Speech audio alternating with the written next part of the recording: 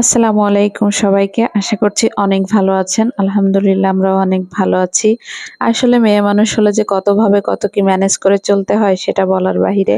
আজ স্কুল থেকে আর বাসায় আসতে পারবো না, তাই সকালের কাজ দুপুরের কাজ সব একসঙ্গে গোছগাছ করে রেখে তারপরে একবারে বের হব। তাই ভোরে ঘুম থেকে উঠে ছেলেকে টিফিন বানিয়ে দিয়ে তারপর হচ্ছে স্কুলে পাঠিয়ে এখন হচ্ছে আমি সকালের নাস্তা প্লাস দুপুরের খাবার সবকিছু রান্নাবান্না করে তারপরে একবারে বাহিরে যাব। যেহেতু আমার বাসায় ফিরতে ফিরতে 2টা বাজবে, সো আমি আর রান্না বান্না করার সময়ই পাবো না। এই জন্যই ভাবলাম সকালের নাস্তাটা আগে রেডি করে নিই। তো প্রথমেই আমি হচ্ছে এক চুলায় ডাল দিয়ে আর পেঁপে দিয়ে প্রেসার কুকারে দিয়ে দিলাম, এটা সিদ্ধ হতে থাক। তত সময় আমি হচ্ছে আলিফের বাবার জন্য নাস্তাটা রেডি করব। তো তার জন্য আমি হচ্ছে ডিম পোস্ট করে নিব আগে। আর একটা জিনিস হচ্ছে এই যে ফ্রাই প্যানগুলা যখন মাজুনি দিয়ে একটু মাজা হয় তারপর কিন্তু ডিম পোস্ট একদমই ভালো হয় না।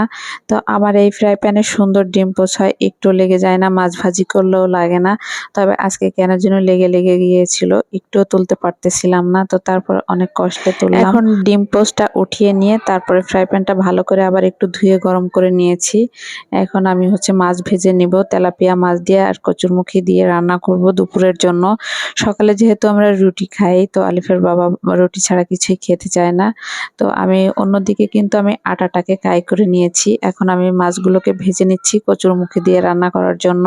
প্রথমে মাথা সহ 2 পিস মাছ ভেজে নিয়েছি, বাকি 2 পিস এখন ভাজতেছি, যেহেতু কড়াইটা একটু লেগে লেগে যাচ্ছিল। তবে এবার কিন্তু অনেক ভালোই গরম হয়েছে, লেগে খুব একটা যাচ্ছে না।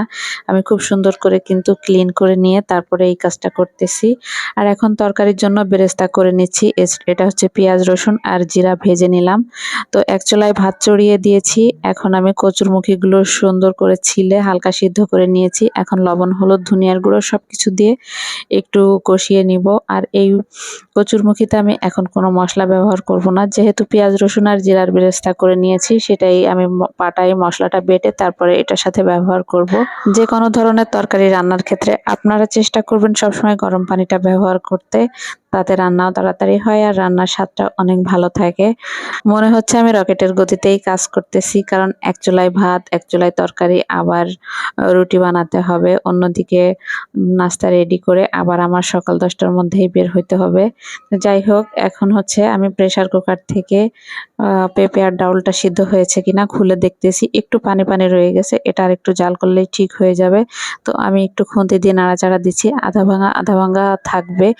এভাবে কিন্তু রুটি দিয়ে খেতে ভালো লাগবে, আমি আর বেশি ভাঙা ভাঙা করব না। অন্যদিকে আমি কিন্তু তরকারির মধ্যে মাছগুলো দিয়ে দিয়েছি। এখন হচ্ছে এই পেঁপে আর ডাউলের মধ্যে একটু ফোড়ন দিয়ে দিব। ফোড়ন দিলে জিরার ফোড়ন দিয়ে তারপরে কিন্তু আরেকটু ভালো করে নেড়ে চেড়ে তারপরে হালকা একটু শুকিয়ে গেলে তারপরে কিন্তু আমি এটাকে নামিয়ে নিব। তো পেঁপে আর ডাউল খেতে কিন্তু অনেক মজা, রুটির সাথে ভাতের সাথেও ভালো লাগে। যেহেতু আমি দুপুরে একটা তরকারি রান্না করব, এই পেঁপে ডাউলটা কিন্তু অনেকটাই রয়ে যাবে।